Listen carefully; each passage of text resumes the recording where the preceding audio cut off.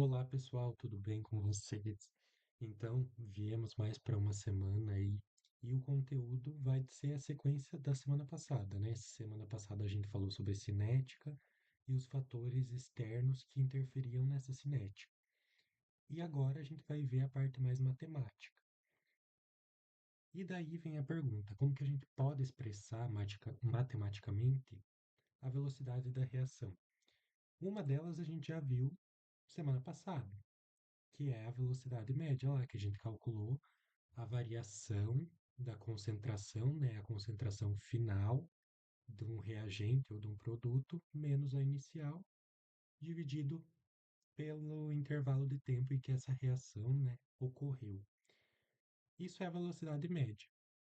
Mas nós temos também como calcular a velocidade pela lei da velocidade, que é o que a gente vai ver agora. Então, a nossa velocidade média, ela calcula o que a gente viu na semana passada, que eu acabei de falar, a variação da concentração de um determinado reagente ou produto em um intervalo de tempo. Enquanto a lei da velocidade, ela traz outros fatores para dentro da conta.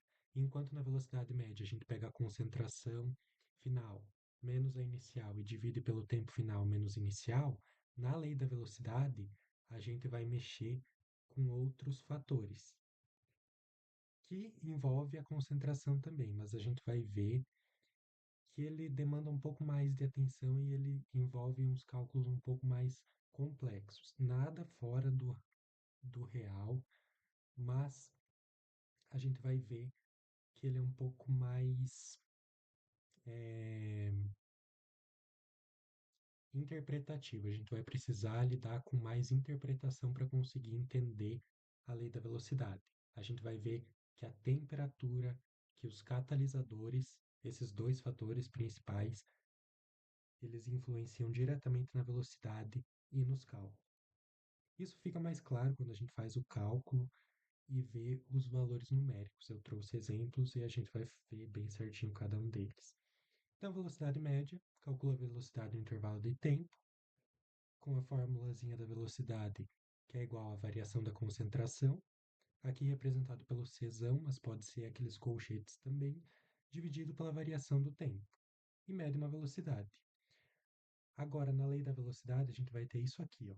A gente relaciona a velocidade às concentrações de cada reagente. Então, a gente vai pegar só os reagentes, vai ver a concentração deles.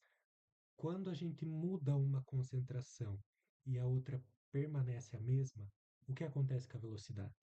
A gente vai ver como que a concentração influencia diretamente nessa velocidade da reação. Então, outra diferença que a gente percebe é que na velocidade média a gente utiliza ou um reagente, ou um produto, ou o outro reagente, ou o outro produto. Aqui na lei da velocidade a gente usa todos os reagentes.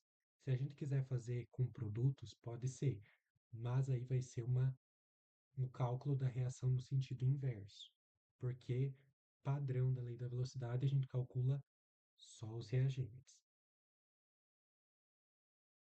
Então, aqui nós temos a fórmula e o que cada uma dessas incógnitas, né, cada uma dessas letras aqui significa.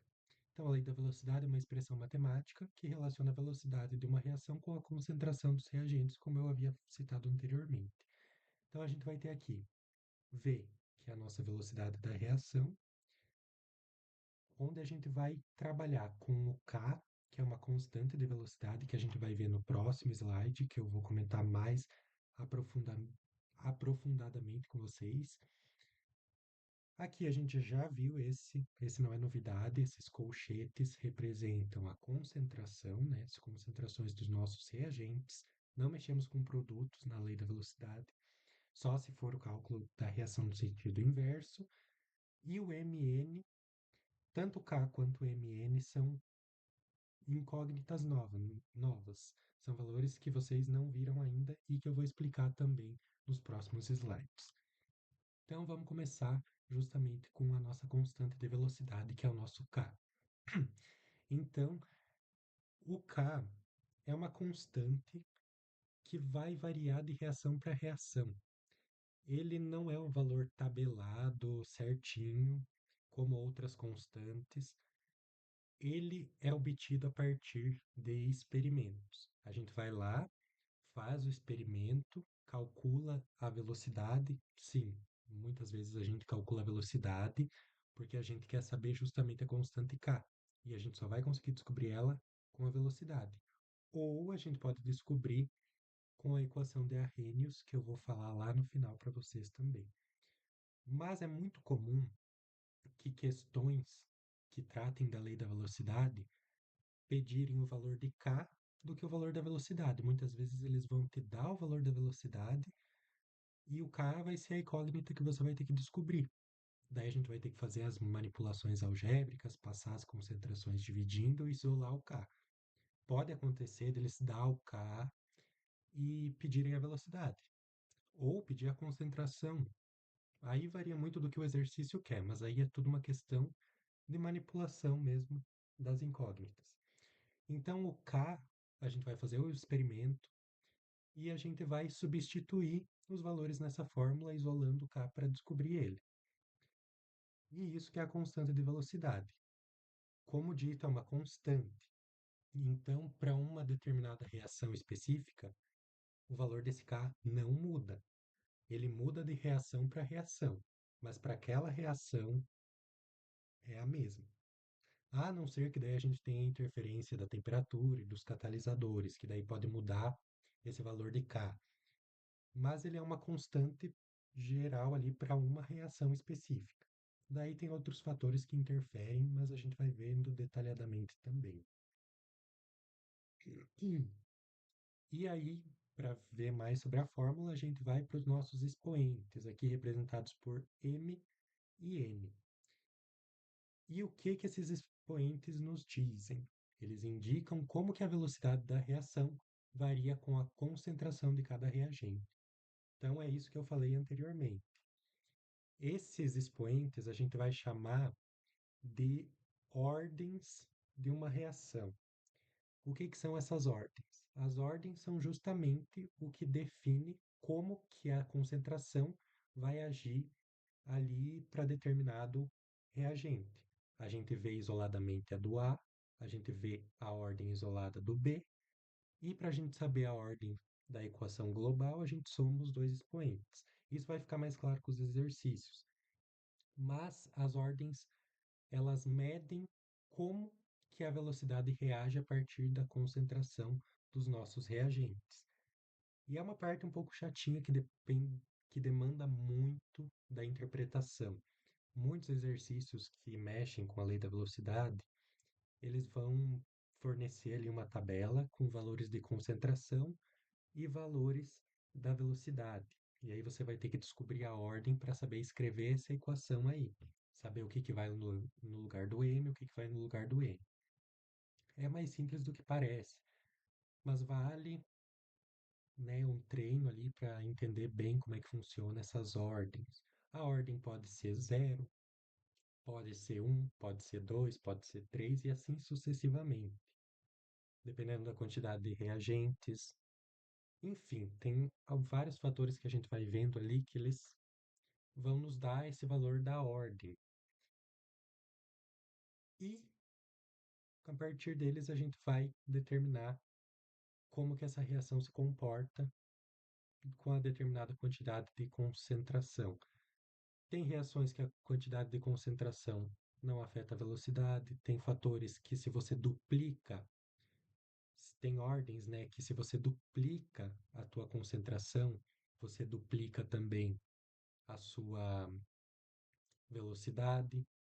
Tem, tem ordens que se você duplicar a tua velocidade, a tua concentração, às vezes vai quadruplicar a tua velocidade, e daí vai ser outra ordem. Então, é tudo uma questão de interpretação, mas a gente vai ver ali nos exemplos e vai ficando mais claro, porque assim fica meio abstrato.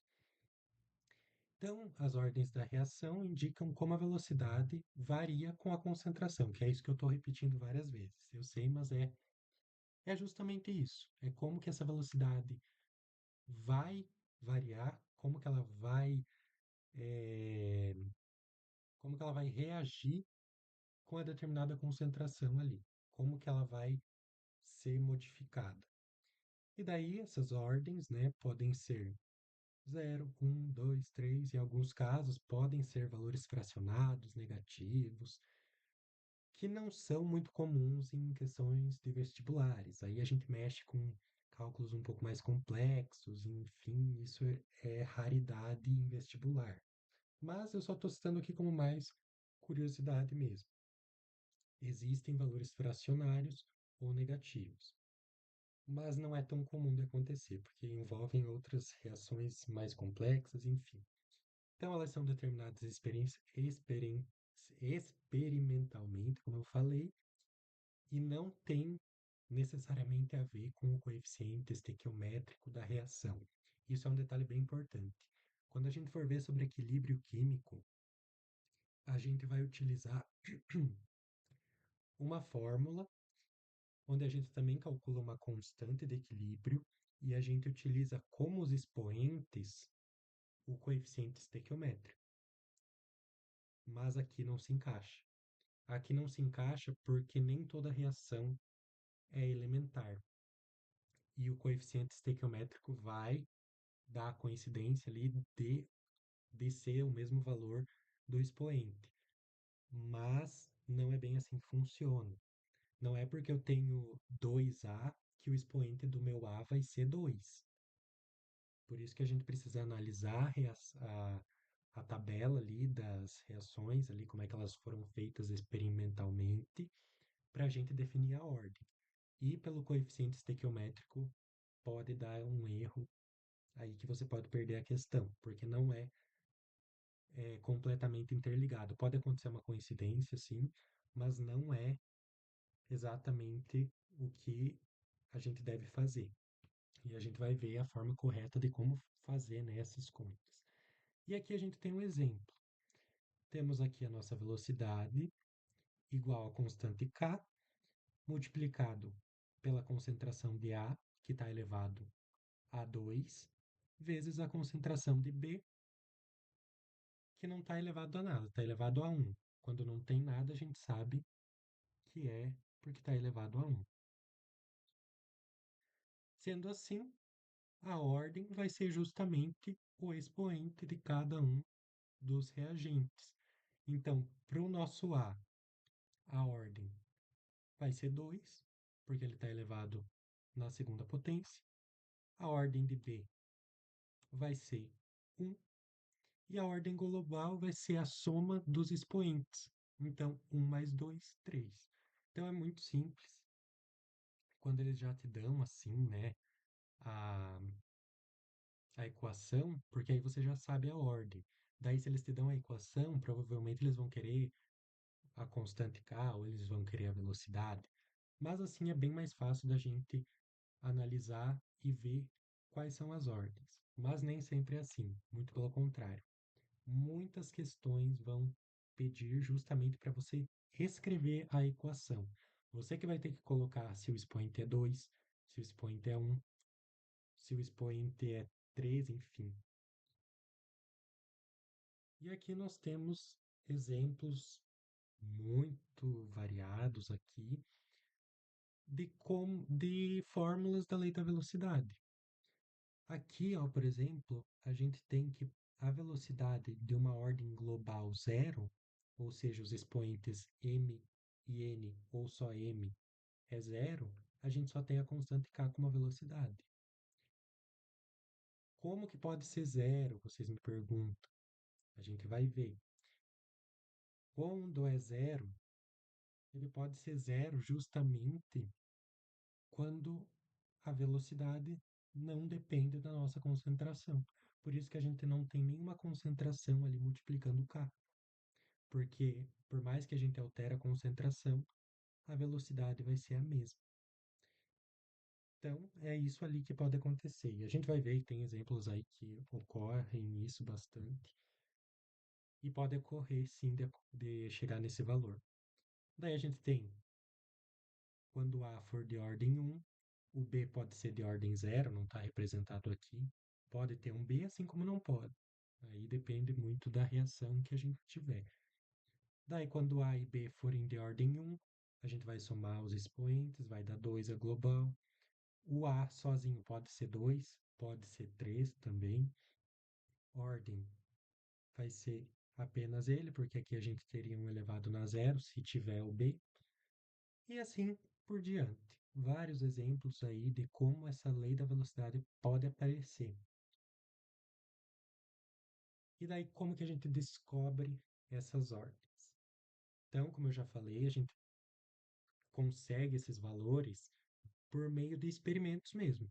Então, a gente compara experimentos em que a gente pega a concentração de um e modifica ele, enquanto a outra permanece constante, e a gente vê como que a velocidade foi alterada, ou se ela permaneceu a mesma, com essa mudança de concentração de um deles. E a partir dessa análise, a gente diz se é uma reação de primeira ordem, se é de ordem zero, se é de segunda ordem, se é de terceira e assim sucessivamente. Então, o que que a gente vai fazer?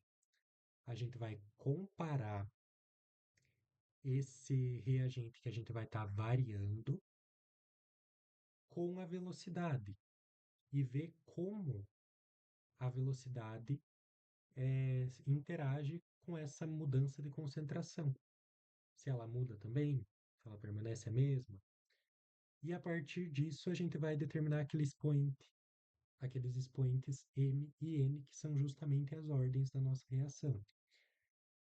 E aqui eu trouxe um passo a passo para a gente não se perder. O que que a gente faz primeiro? Escolhe dois experimentos em que apenas um dos reagentes varie. Então vamos supor que a gente queira começar com o A. A gente vai pegar os dados do A, em que ele mudou, mas o B permaneceu o mesmo. E a gente vê como ele alterou a velocidade. Se a gente quiser fazer para o B, a gente pega o B, vê onde que ele está mudando e onde o A está constante, o mesmo valor para A, e vê como essa velocidade alterou também. A partir disso, a gente vai calcular o fator de variação da concentração, depois o cálculo do fator da variação da velocidade, e depois disso a gente determina o expoente. Esse calcule o valor de variação da concentração, ele vai ser o seguinte. Vamos pegar aqui e desenhar porque fica mais fácil. O fator de variação de concentração vai ser o quanto essa concentração mudou. Se a gente dobrar a concentração, o nosso fator de variação da concentração vai ser 2. Se a gente triplicar, vai ser 3. Se a gente quadruplicar, vai ser 4. E assim por diante. O da velocidade é a mesma coisa. Se a gente viu que para aquele reagente que variou, a velocidade duplicou, vai ser um 2. Se a velocidade quadruplicou, vai ser um 4. Se ela triplicou, 3. E assim por diante também. Mas vocês vão me perguntar aonde que surge o nosso expoente M e N. O expoente vai vir no nosso fator de variação da concentração. Porque vamos lembrar lá do que eu falei anteriormente. A concentração é quem define a velocidade. Então, o nosso fator dependente é a velocidade. A velocidade depende da nossa concentração. Conforme a nossa concentração muda, ela vai fazer uma diferença lá na nossa velocidade. E não o contrário. A concentração não é dependente da velocidade. O nosso fator independente é a concentração. Então, o que que a gente vai fazer? Vamos supor que a gente chame aqui a concentração de x. Então, a gente vai ter o fator de variação da concentração, que pode ser duplicar, triplicar, quadruplicar e etc. E aqui a gente vai colocar o expoente, que pode ser o m ou o n, dependendo ali do que a gente quiser descobrir.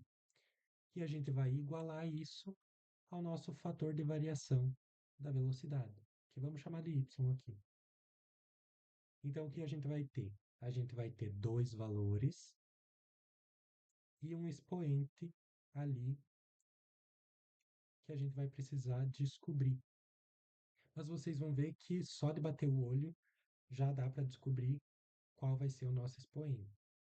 Geralmente, questões de vestibulares, eles mexem com valores inteiros e padrões, porque se for mexer com valores muito quebradiços ali, precisaria de uma calculadora, e aí, né, nem todo vestibular permite, então é bem comum que os valores sejam inteiros e a gente consiga já analisar de primeira.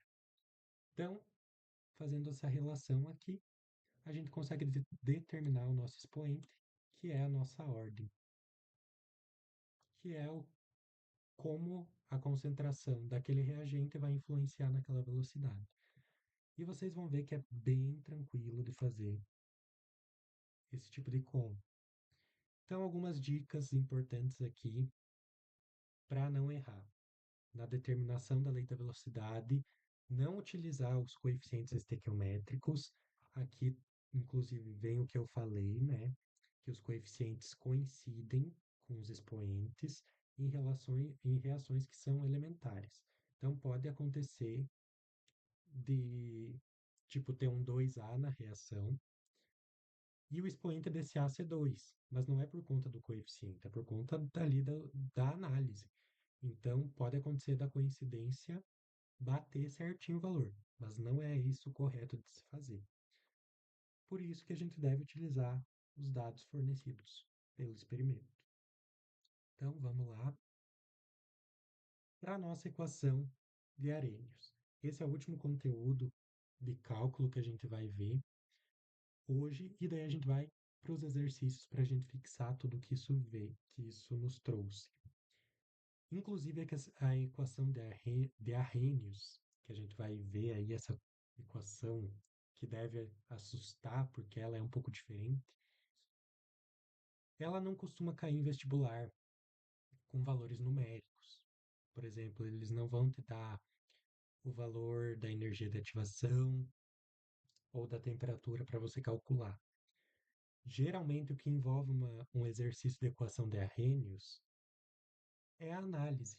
Você vai analisar o que o exercício te dá e você vai raciocinar e dizer: como a temperatura aumentou, significa que o meu K vai ser maior devido àquela equação de Arrhenius que traz as relações ali das incógnitas que permite com que o nosso K seja maior. E se o nosso K for maior, a gente vai jogar ele lá para a nossa fórmula da lei da velocidade, e quanto maior ele for, maior vai ser a velocidade, porque a gente vai estar fazendo uma multiplicação. Então, se eu multiplico algo por 2, vai dar um dobro. Se eu multiplico por 3, vai dar o triplo. Se eu multiplico por 4, vai dar o quádruplo e assim sucessivamente. Então, quanto maior for o nosso K, maior vai ser a nossa velocidade justamente por isso. Quanto maior for o número que estiver multiplicando, maior vai ser a nossa velocidade. Então, a equação de Arrhenius descreve matematicamente como que a temperatura influencia nessa constante, naquele K lá que a gente viu de uma reação química. Não só a temperatura, a gente vai ver como os catalisadores também influenciam. Aí a gente vai voltar lá num conceito da aula anterior a essa, né, Cinética 1, que o catalisador ele é responsável por diminuir a energia de ativação. E olha o que a gente tem aqui, o EA. E o EA é justamente uma energia de ativação que tem essa unidade de medida aqui, joules por mol. Então, o que a gente viu na aula passada teoricamente é aplicado aqui numa reação, num cálculo matemático que confirma o porquê que quanto menor for a nossa energia de ativação, né? Se a gente usar um catalisador para diminuir aquela ativação, maior vai ser o nosso K. E isso vem devido à nossa relação aqui matemática da equação de Arrhenius. Como eu disse, isso aqui não costuma cair cálculo, costuma cair interpretação. E eu vou mostrar ali uns cálculos, mas é puramente para mostrar como eles alteram, né? Como os catalisadores e a temperatura podem afetar muito na velocidade dessas reações. Então, aqui nós temos o K constante de velocidade, que é o mesmo que a gente utiliza lá na nossa lei. O A é o fator pré-exponencial ou de frequência, que daí ele tem relação lá com as colisões de cada molécula, como elas colidem, enfim. Geralmente esses números também são dados caso aconteça de aparecer um exercício desse, que não é comum, no Enem nunca caiu um exercício disso, eu estou trazendo mais como um extra mesmo. Daí nós temos o EA, energia de ativação, T, que é a temperatura em Kelvin, e R, que é a nossa constante universal dos gases. Então, é uma constante e o valor vai ser o mesmo para todas as formas. Então, o que a equação traz? Ela traz que se a temperatura aumentar, esse T aqui, quanto maior ele for, maior vai ser o nosso valor de K. Por quê? Por conta desse expoente aqui na base Euler. Imagino que vocês já devem ter ouvido ali da matemática que existe esta letrinha aqui que é o Euler. Então é um fator matemático, ali a gente precisa utilizar a calculadora para conseguir calcular. Às vezes cai Euler em vestibular, em Enem mesmo. Não é raro dele aparecer, mas geralmente eles dão um valor, porque a gente precisa de calculadora, porque ele é uma base muito específica, é 2,7 alguma coisinha que eu não lembro exatamente o valor. Então, calcular manualmente, sem utilizar calculadora, é praticamente impossível, até porque a gente não tem como saber o valor exato dele. Mas, isso aqui estando elevado na menos, vai permitir com que se o T for maior, a gente vai dividir a energia de ativação por essa temperatura maior vezes o número da constante dos gases, vai permitir com que esse Euler traga para o nosso K um valor maior, que vai fazer com que a velocidade seja maior. Então, isso bate de frente lá com o que a gente viu na teoria, que quanto maior for a temperatura, maior vai ser a velocidade. E bate também com a nossa energia de ativação, que se a gente utiliza um catalisador e a gente diminui esse EA, né, que é a nossa energia de ativação, quando a gente utiliza um catalisador, lembrem-se lá da primeira aula, a gente faz com que aquela onda, aquela curva lá do nosso gráfico, ao invés de ser assim, por exemplo, ela seja assim, seja bem menor, né? A gente precisa de uma energia de ativação menor. A gente faz com que ela seja mais rápida, justamente porque a gente vai precisar fornecer menos energia. As moléculas vão precisar de menos energia para chegar no estado ali de ativação para elas passar para os produtos. Então, é basicamente isso que a gente precisa saber. Os cálculos matemáticos não são muito comuns de caírem, então a teoria é importante. Importante para a gente saber que, se diminuir nossa energia de ativação, a gente vai ter aumento de velocidade, e se a gente aumentar a temperatura, vai ter aumento de velocidade também. E é isso que a gente precisa saber sobre a equação de Arrhenius. E daí, claro, se a gente aumenta a energia de ativação, ou seja, a gente tira o catalisador, aí vai aumentar a energia que a gente precisa fornecer. Então, o nosso K vai diminuir também. Daí é tudo uma questão de relação matemática. Não é muito comum de cair com cálculos, mas sim com interpretação. E daí aqui eu trouxe exemplos numéricos, só para a gente ter uma ideia de como influencia e muito. Ó, em casos de aumento de temperatura, a gente vai aumentar esse T aqui da fórmula. A energia de ativação, 60.000 joules por mol. Temperatura, a gente vai aumentar de 300 Kelvin para 320. Aqui é a constante dos gases. E o nosso fator exponencial lá, o nosso fator pré-exponencial, aliás, não é exponencial, que, né, tem relação lá com as nossas colisões das moléculas. Ele já deu um número para nós. Então aqui, olha como modifica. Aqui é com 300 Kelvin de temperatura. Percebam que esse 300 aqui seria o nosso T e aqui 320. Fazendo todo o cálculo ali nos dados, a gente chega para ele com 300 Kelvin 3,57 segundo na menos um. Essa é uma unidade de medida que pode ser aderida ali para o nosso K. O K não tem uma unidade de medida específica. Ele muda de acordo com a ordem da reação. Então, pode ser segundo na menos um, assim como pode ser outras unidades de medida que a gente vai ver lá nos cálculos. Isso a gente descobre fazendo cálculo mesmo. A gente vai cortando as unidades de medida lá, simplificando elas, como a gente já vem fazendo em outros cálculos, e vai sobrar ali determinada unidade de medida, que é a unidade de medida do K. Ele não tem apenas uma específica, ele pode ir variando. Então, com 300 kelvins, a gente chegou em 3,57. E olha, com um aumento de 20 Kelvin, é um aumento bem pequeno, parando para analisar. A gente foi de 3,57 para 16,06. Então, antes o que ia praticamente quadriplicar ali, a gente vai multiplicar por 16. Olha só como altera grandemente ali o resultado do nosso K. E esse K vai ser aquele que influencia diretamente na velocidade da nossa reação. Então, aumentou a temperatura, nosso K vai aumentar, fazendo com que a velocidade também aumente.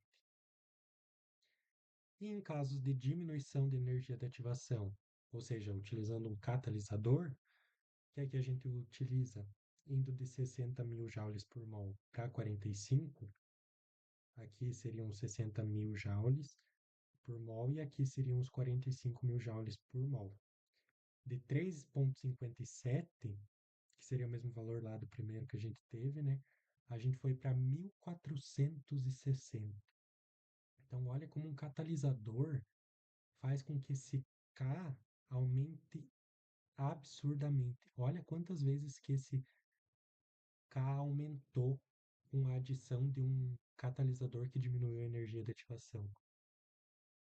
É absurdo, é um aumento gigantesco. A gente teria que pegar esses 1460 e dividir pelos 3,57 para a gente saber quanto que seria vezes multiplicado para a gente chegar nisso, que seria por volta de 409. Então, aumentou 409 vezes o valor do nosso carro. Olha só como isso vai interferir na nossa velocidade. Então, eu só trouxe aqui para a gente entender como essa energia de ativação e a temperatura afetam muito na velocidade de uma reação.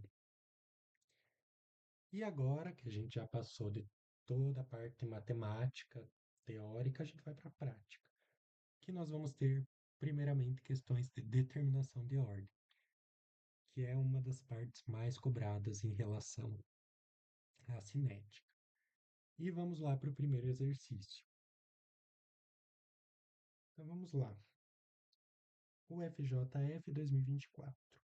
Foram realizados 3 experimentos para o estudo da velocidade da reação entre o óxido nítrico e o gás hidrogênio, formando o gás nitrogênio e água, na temperatura de 1000 kelvins, como mostrado na equação química a seguir. Então, a gente tem ali a equação química. Os resultados obtidos nos experimentos estão descritos na tabela abaixo. Então, quando eu quis dizer que vai ser comum aparecer tabela, é justamente esse tipo de tabela aqui que vai aparecer em questões de cinética. Muito comum aparecer esse tipo de tabela. Se vocês pesquisarem aí, jogarem no Google, vocês vão achar vários exercícios desse tipo de tabela. Então, treinem esse tipo de tabela porque é muito comum de cair e pode sim cair. E aí, ele quer que a gente assinale a alternativa que representa a lei da velocidade para a reação de acordo com os experimentos. Então, é uma questão que nem pede a velocidade e nem pede a nossa constante K. Ele quer apenas a fórmula do V. E para isso a gente precisa determinar a ordem dos nossos reagentes. Aqui a gente já consegue anular algumas questões já para tirar, se quiserem também, que envolve H2O e aqui envolve H2O e o nitrogênio. E aqui envolve o nitrogênio também. Não pode. Se a gente estivesse vendo a reação no sentido oposto, invertido, ou seja, o nitrogênio gasoso mais água formando o óxido nitroso e o gás hidrogênio, aí sim. Mas aqui a reação está indo nessa direção aqui. Então a gente já pode eliminar. Não vai envolver os produtos. Então a D e a E já não pode ser. Não sei se vocês gostam de risco assim, às vezes me incomoda um pouco, mas vamos lá. O que a gente vai fazer? Vamos primeiro determinar a ordem do nosso óxido nítrico, nem é óxido nitroso, gente, perdão. Para a gente conseguir determinar a ordem, a gente tem que pegar para o nosso hidrogênio um valor constante, porque ele vai permanecer o mesmo, para a gente ver no que o nosso óxido nítrico influenciou. Então a gente vai manter o gás hidrogênio constante e ver como que o nosso óxido nítrico foi modificado ali, o que aconteceu quando a gente mudou a concentração dele, como que ele alterou essa velocidade. Então aqui a gente pode perceber que a concentração de hidrogênio, né, do gás hidrogênio, é constante no experimento 1 e no experimento 3. Aqui no 2 a gente modificou, então a gente não vai usar ele por enquanto. E a gente vai pegar o nosso óxido nítrico e ver como que ele variou durante esse percurso. Percebem que ele foi de uma concentração de 1 mol por litro para 2 mol por litro. Ou seja, o que aconteceu com ele? Ele duplicou. De 1 ele foi para 2. 1 vezes 2, 2. E o que aconteceu com a velocidade nesse processo? Percebam que ela foi de 3 vezes 10 na 4 para 12 vezes 10 na 4. De 3 para 12, a gente quadruplicou ela, certo? Aqui a gente pode fazer o maior, né? O 12 dividido pelo 3 para a gente saber ali a relação, o fator da velocidade. Mas aqui dá para a gente ver diretamente que o 3 para o 12 a gente multiplicou por 4. Então a gente escreve lá naquela formulazinha lá que eu mostrei.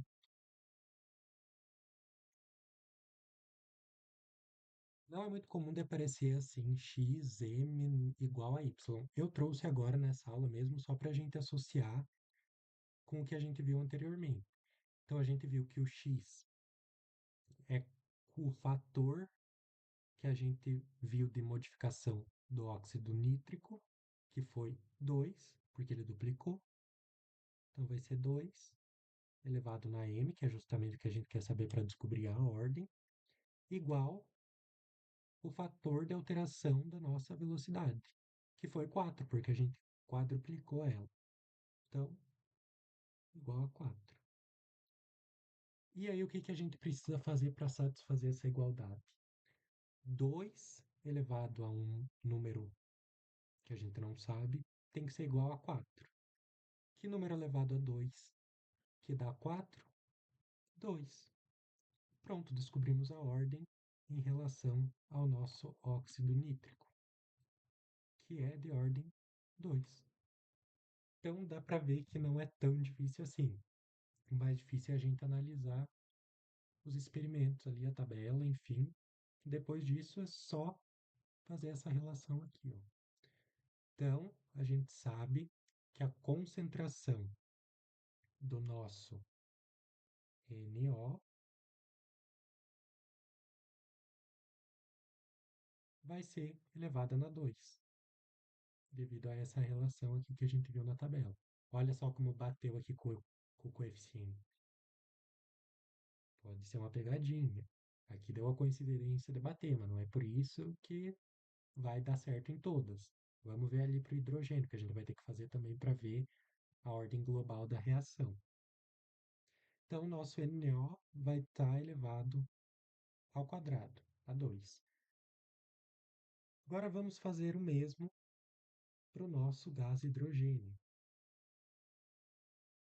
E vamos ver qual que vai ser a ordem dele. Então a gente tem que pegar valores constantes para o NO. Percebam que aqui ó, ele permanece o mesmo, concentração 1. E aqui ele modificou. Ó. A gente vê como que ele modificou o gás hidrogênio. Então percebam que aqui ocorreu a mesma coisa. De 0,5 a gente foi para 1. Então duplicamos de novo. 1 dividido por 0,5 é 2. Então duplicou. 2x. Duas vezes no caso, né? E a velocidade, o que aconteceu com ela? De 3 vezes 10 na 4, a gente foi para 6 vezes 10 na 4. 6 dividido por 3 é 2.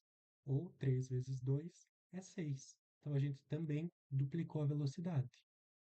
E a gente aplica lá de novo, agora com o n igual ao nosso y.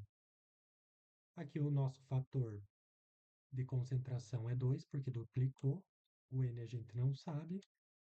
E o fator de nosso fator de alteração da velocidade foi 2. E aí é só se fazer a pergunta de novo. O que que a gente precisa fazer para que essa igualdade seja satisfeita? Que número elevado a 2 é igual a 2? 1. 2 elevado a 1 é igual a 2. Então, nosso n aqui é 1. Ou seja, aqui na nossa fórmula, o gás hidrogênio vai estar elevado a 1. Não precisa colocar aqui porque está elevado a 1, é a mesma coisa que não deixar nada. Então, aqui ó, a gente já cairia na pegadinha se a gente fosse pelo coeficiente estequiométrico. Ia dar ordem 4 e não é a ordem global da reação. A ordem global da reação aqui vai ser a soma das ordens dos nossos reagentes, que é 3. Então, a ordem global dessa reação é 3. Então, é uma reação de terceira ordem. E daí, é só a gente ver aqui no que bate. A C não pode ser, porque tem o NO ao quadrado, tá certo? E o H2 ao quadrado. Tá errado o H2 ao quadrado, a gente acabou de perceber que é elevado a 1. Aqui, a B tem esse 2 aqui no meio. E esse deve ser referente ao coeficiente. Aí eu já não sei de onde que vem esse 2. O que que eles tentaram ali gerar uma confusão. Não sei se é do coeficiente, mas esse 2 aí não cai para fora do dos colchetes ali, não sai do NO que está ao quadrado, vai para baixo, não vem de coeficiente nenhum. Não vai ter números diferentes aqui no meio. A gente vai ter o K com a concentração ali dos nossos reagentes. Então a nossa resposta só pode ser a letra A. Esses fatores aqui, como esse 2, pode acontecer deles em reações mais avançadas, mais complexas, deles aparecerem, mas aqui não se encaixa. Eles aparecem mais em graduação, já mais a fundo mesmo na química cinética. Então, se aparecer isso, dificilmente vai ser a resposta correta. Até porque não se enquadra na nossa resposta, porque o nosso NO aqui, ó, teria que estar elevado ao quadrado e não está. Então, não está correto. Mas, né, só mais uma curiosidade. Pode aparecer, mas não é ocasional em questões assim de vestibular. Então, gabarito, letra A mesmo. Indo para a nossa questão 2, basicamente a mesma coisa. Então vamos lá. Unirio, Rio de Janeiro. No laboratório foram efetuadas diversas experiências para a reação. Daí a gente tem ali a reação do gás hidrogênio com o óxido nítrico, que a gente viu justamente no exercício anterior. Então, por coincidência, que bateu a mesma reação. Com os resultados das velocidades iniciais obtidos, montou-se a seguinte tabela. E aqui a gente tem mais uma tabela com os experimentos, e ele quer de novo saber qual vai ser a lei de velocidade para essa reação aí. E de novo, o que a gente vai ter que fazer? Fazer essa análise ali da tabela e ver como que cada um deles se comportou. Então, vamos fazer primeiro para o nosso gás hidrogênio. A gente precisa que ele varie e o nosso óxido nítrico permaneça constante, certo? Então, aqui onde que o óxido nítrico está constante, ele está aqui, ó, no experimento 1, 2 e 4. E o que acontece com o nosso gás hidrogênio nos experimentos 1, 2 e 4? A gente vai ter que fazer separadamente, tá? A gente não vai fazer, tipo, a relação desse com esse e com esse ao mesmo tempo. A gente faz elas separadamente, porque não faz sentido a gente fazer elas juntas, porque a gente quer relacionar, ver como ela modifica dependendo do fator que a gente utiliza.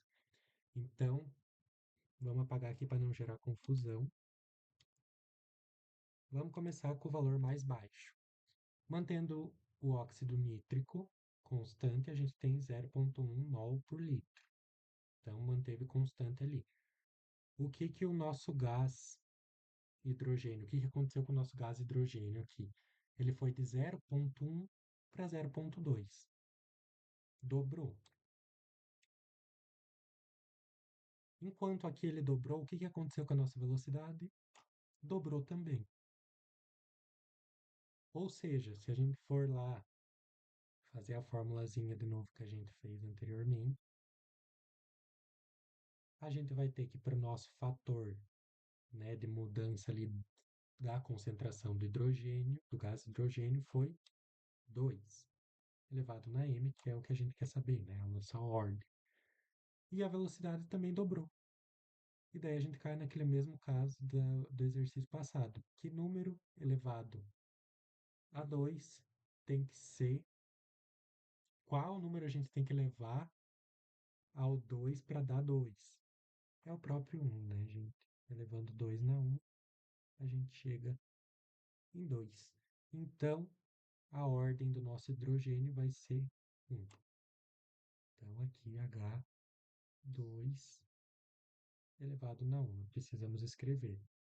Daí, a gente pode fazer a comparação para o outro caso. A gente poderia fazer com uma só, que aqui a proporção é a mesma, a relação, né, o fator vai ser o mesmo.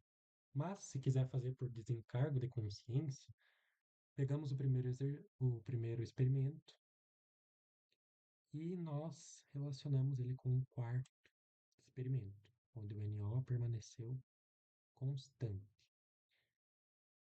Então, o que que a gente teve aqui para o nosso hidrogênio, para o nosso gás hidrogênio? A gente percebe que de 0,1 ele foi para 0,3. O que aconteceu? Ele triplicou. Agora vamos analisar o que aconteceu com a velocidade. Ela foi de 1 para 3 também, ou seja, 0,1 até 0,3, né? Ou seja, ela também triplicou. Ou seja, se a gente for lá na nossa fórmula, a gente vai ter x na m igual a y. Nosso x é 3, porque ele triplicou. Elevado na m é o que a gente quer saber. E o nosso fator y, que é o fator de mudança aí da velocidade, também foi 3. Então, que número a gente precisa levar o 3? Para dar 3, 1. Então, a gente chegou no mesmo resultado. Ou seja, só por desencargo de consciência mesmo, porque o valor é o mesmo. Aí, se a gente quiser fazer em relação ao experimento 2 com o 4, também dá para fazer. Mas aí vai ser uma conta um pouco mais chatinha, né? Mas dá para fazer também. A relação vai ser a mesma. Aqui, do 2 para o 4, NO permaneceu constante. O que que aconteceu com a nossa concentração de gás hidrogênio? Aqui a gente foi de 0,2 para 0,3. O que aconteceu é que a gente multiplicou por 1,5, que seria nada mais do que a gente multiplicar por 3 em cima, para a gente conseguir cortar embaixo, e dividir por 2. Então, né, é um pouco mais complexo, vamos ser sinceros, né? O que que a gente faria? A gente pegaria, no caso, o 0,3 dividido pelo 0,2, né? E multiplicando os dois por 10 para a gente tirar a vírgula, a gente vai ter 3 meios, que é justamente 1,5. Então, aqui a gente multiplicou por 1,5. E aqui a gente vai dividir o mesmo valor, porque é o mesmo, né? 0,3 e 0,2. Então, por fim, vai dar a mesma coisa. Então, todos eles vão levar para a ordem 1 do nosso gás hidrogênio.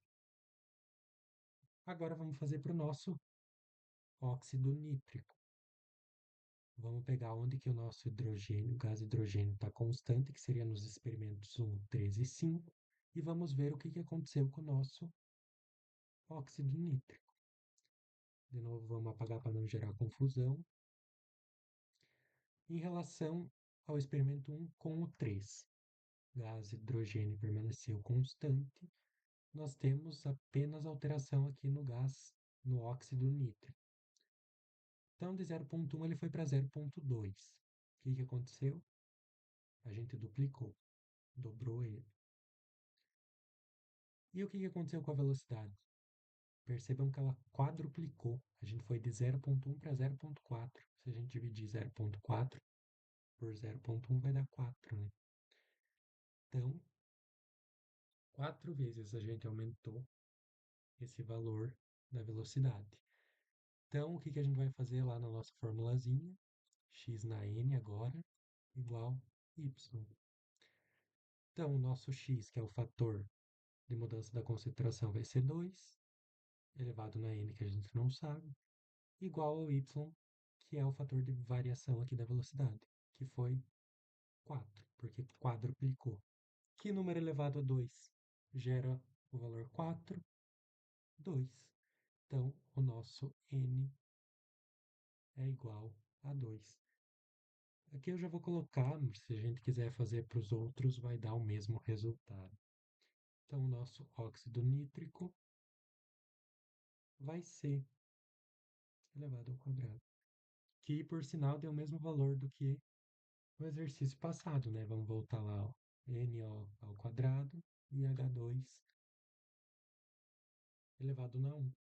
Então, aqui seria a mesma resposta. E daí a gente tem o K, né, a constante K, multiplicando esses valores aí. Então, aqui a nossa resposta tem que ser a letra E. Vamos tentar fazer com mais um aqui valor para ver se bate. Senão eu não vou fazer com todos para não ocupar muito tempo aí, a aula fica muito extensa. Já está mais extensa do que era para ser. Vamos pegar o experimento 1 e fazer com o experimento 5. Vamos relacionar esses dois. H2, que é o nosso gás hidrogênio, permaneceu constante. O nosso óxido nítrico, o que aconteceu? Ele foi de 0,1 para 0,3. Então ele triplicou, né? 0,3 dividido por 0,1, 3. E a velocidade, o que aconteceu? Foi de 0,1 para 0,9. Então a gente multiplicou a velocidade por 9. E aí é só a gente aplicar isso lá na formulazinha de novo. X elevado na n igual ao nosso y.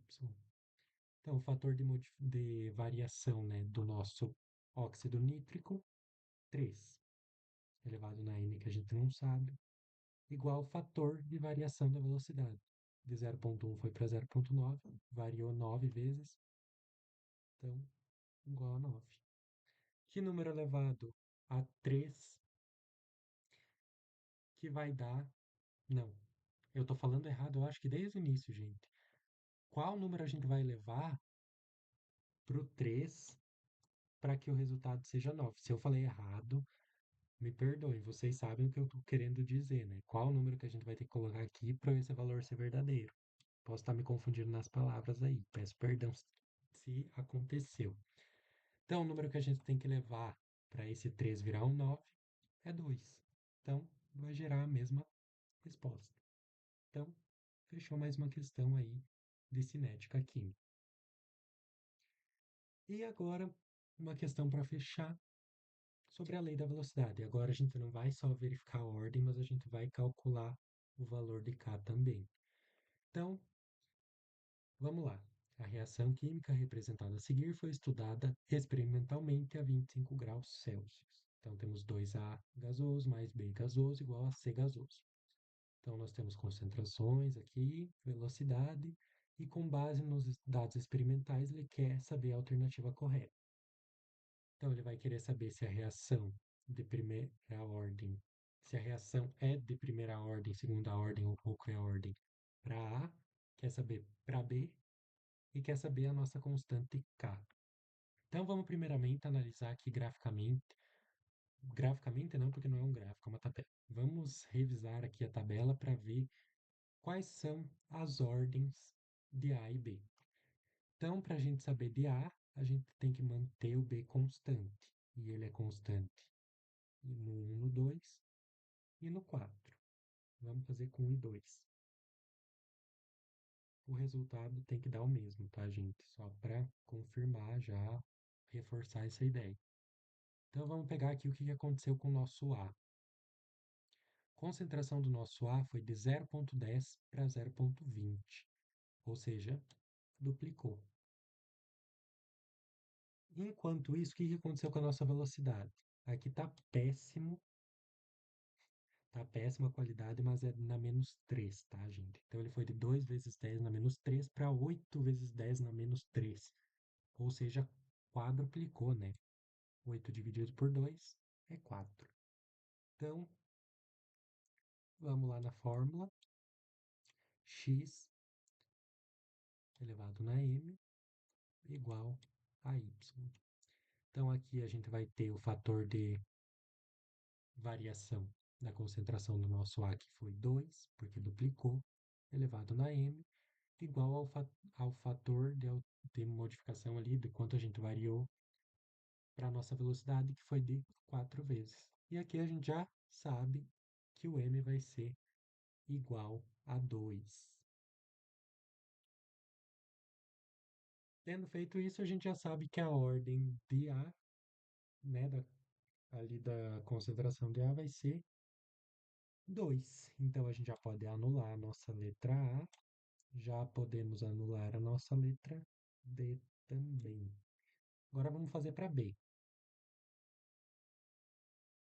Vamos lá. Percebam, é um cálculo bem simples de fazer. O negócio é saber interpretar a tabela. Não tem muito segredo. Para saber de B, a gente vai ter que manter o nosso A constante. Ele está constante no experimento 1 e 3. 0,10 em ambos. E o que aconteceu com o nosso B? No 1 ele estava 0,10 e no 3 ele foi para 0,20. Então, também duplicou. Né? Dobramos o valor. E o que aconteceu com a velocidade? Percebam que ela foi de 2 para 2. Então, o que aconteceu? Não alterou a velocidade. Isso quer dizer que a concentração do nosso B não interfere na velocidade da reação. Portanto, aqui é a mesma coisa que a gente estivesse multiplicando por 1. Daí, se a gente for colocar lá na nossa formulazinha lá que eu inventei, a gente vai ter x na n igual y. Isso parece um k, mas é um n. O fator de variação de x foi 2, elevado na n, igual fator de variação da nossa velocidade, que é 1, porque ela não alterou. E agora vocês me perguntam, qual o número que a gente deve levar ao 2 para que ele seja 1? Que número que a gente tem que colocar aqui no n para que ele seja igual a 1, que o resultado final seja igual a 1? 0. Daí vem lá das relações matemáticas, né, que os números elevados a zero como potência são iguais a 1. Então, ordem zero. Como eu disse lá no início, pode acontecer. Então, a gente já pode eliminar a B também. E agora, a gente fica aqui no dilema. A gente sabe que o nosso K é 0,2, porque está nos dois. E qual que é a unidade de medida? Aí vem aquela questão lá. Depende. Se vocês tiverem a tabela, eu não trouxe nos slides, mas se vocês pesquisarem, vai ter uma tabela mostrando para cada ordem, né, global, qual é a unidade de medida. Mas aqui a gente não precisa disso. A gente pode aplicar na fórmula e descobrir. Mas aí exigiria um pouco mais de tempo. A gente sabe que vai dar 0,2, mas a gente tem que saber qual que vai ser a unidade de medida. Então vamos fazer. Lei da velocidade é igual. No caso, a velocidade é igual à nossa variável k. Variável não, constante, gente. O nosso k, constante k, vezes o nosso a, que a gente fez ali e percebeu que é de segunda ordem, elevado ao quadrado. E aqui a gente nem precisa colocar o b, porque ele é elevado a zero, vai dar 1. Então, multiplicado por 1 vai dar o mesmo resultado. E aí a gente pode pegar qualquer uma dessas linhas e substituir. Vamos pegar de menor valor. Vamos colocar aqui, já temos a velocidade, 2 vezes 10 na menos 3 igual a K vezes o nosso A, que é a concentração de A na mesma linha, tá? Se for usar a mesma linha, se for escolher uma linha, tem que usar ela para toda a fórmula. Não vão misturar as linhas, porque aí vai dar errado o resultado. Então a gente pega aqui 0,10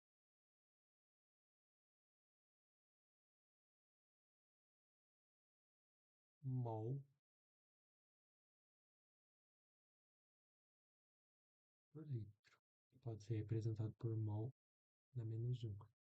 E isso tudo elevado ao quadrado. Vai ficar bem lá em cima ao quadrado, mas saibam que é ao quadrado isso aqui. Então, fazendo isso aqui ao quadrado, a gente sabe que vai dar 0,01. Então, a gente vai ter 2 vezes 10 na menos 3, dividido, porque a gente vai pegar isso aqui e vai passar para cá. E vamos colocar aqui, inclusive, esqueci de colocar aqui no início, mas vamos colocar as unidades de medida, ó.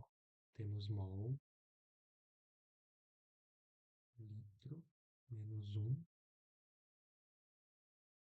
vezes segundo, menos 1, que vem daqui, né? Dividido por 0,01 é a mesma coisa que 1 vezes 10 a menos 2. Então, acho que a gente já pode ver que 2 dividido por 1 vai dar 2. Divisão de notação ali, se for divisão de notações, a gente subtrai os expoentes. Então, menos 3 menos menos 2 vai ficar menos 3 mais 2. Então, vai ficar menos 1, que é 0,2. E aqui, o único problema agora vai ser a nossas unidades de medida, porque a gente vai ter que multiplicar elas por 2 também, porque isso aqui é a mesma coisa que a gente estivesse fazendo, multiplicar por 2 não, multiplicar por ela mesma duas vezes. A gente está fazendo 0,10 mol por litro na menos 1 vezes 0,10 mol na litro menos 1. Então, a gente teria mol vezes mol, mol ao quadrado,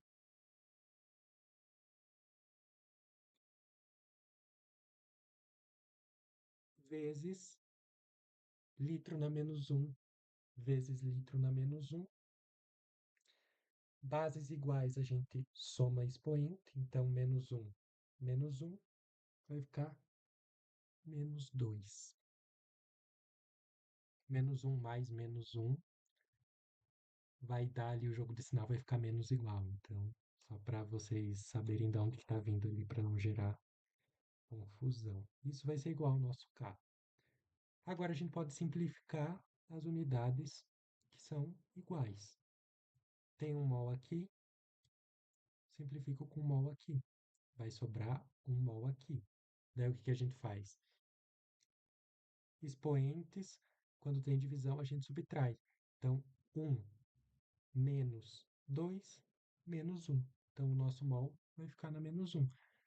Quando a gente faz essa simplificação, a gente ficaria com a fórmula da seguinte maneira. Eu vou escrever aqui em cima, já que a gente já passou, né? A gente ficaria com 0,2 ali dos cálculos, vezes. Vamos fazer tudo, daí eu mostro como é que ficaria. L na menos um simplifica com L na menos 2, menos um menos 2 vai ficar menos um mais 2. Então vai ficar um positivo. Então vai ficar um mol na menos um vezes o nosso litro que vai ficar positivo, vai ficar L, vezes o segundo que permaneceu ali sozinho, sem simplificação. Então aqui a gente já tem a resposta, mas seguindo aqui essa nossa representação, a gente escreveria da seguinte forma: 0,2 vezes o litro que ficou positivo fica em cima, dividido pelo nosso mol que sobrou ali embaixo,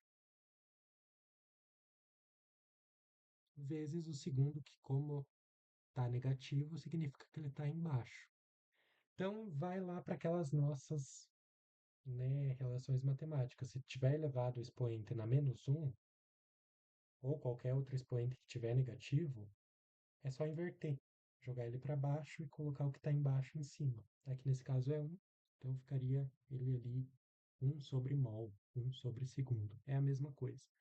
Significa a mesma, literalmente a mesma coisa, só que de uma forma representada diferente. Então a gente chega em 0,2 litro vezes mol na menos um vezes segundo na menos um. Então a gente chegou na nossa letra C. Então a gente não precisa ter aquela tabela, né? Se vocês quiserem, preferem decorar por tabela, pode ser. Mas se vocês quiserem fazer assim, ir cortando, simplificando as unidades de medida, totalmente aceitável também. Então, gente, por hoje é isso. Espero que eu tenha contribuído aí com o conhecimento de vocês. Espero que vocês tenham entendido tudo direitinho, conforme era a minha intenção, né? Treinem. A lista é a mesma da semana passada, só que agora vocês podem fazer a segunda parte sem problemas. Questão de Arrhenius, se eu não me engano, não tem na lista. Mas aquilo que eu falei, Arrhenius é mais interpretação do que a aplicação de cálculo. A não ser que daí, vamos supor que vocês queiram um vestibular muito mais complexo. Aí, por exemplo, o ITA. O ITA, aí sim eles cobram esse tipo de questão ali de Arrhenius, e não é raro disso acontecer. Pode acontecer, assim como não pode acontecer. Daí eles vão cobrar os cálculos. Mas aí é outro nível de aprendizado. A gente nem tem tempo para verificar tudo isso bem certinho. Mas eu passei para vocês a base. Espero que tenha dado certo aí, que vocês tenham entendido. Recomendo, assim como todas as aulas, façam as listas, que elas são importantes, releiam o conteúdo, pesquisem outras fontes que podem ser um extra, né? Às vezes a explicação de outro professor faz a gente entender melhor, mas eu estou aqui, né, com a disposição para tirar as dúvidas caso vocês tenham, e desejo uma boa semana e bons estudos para vocês. Até semana que vem.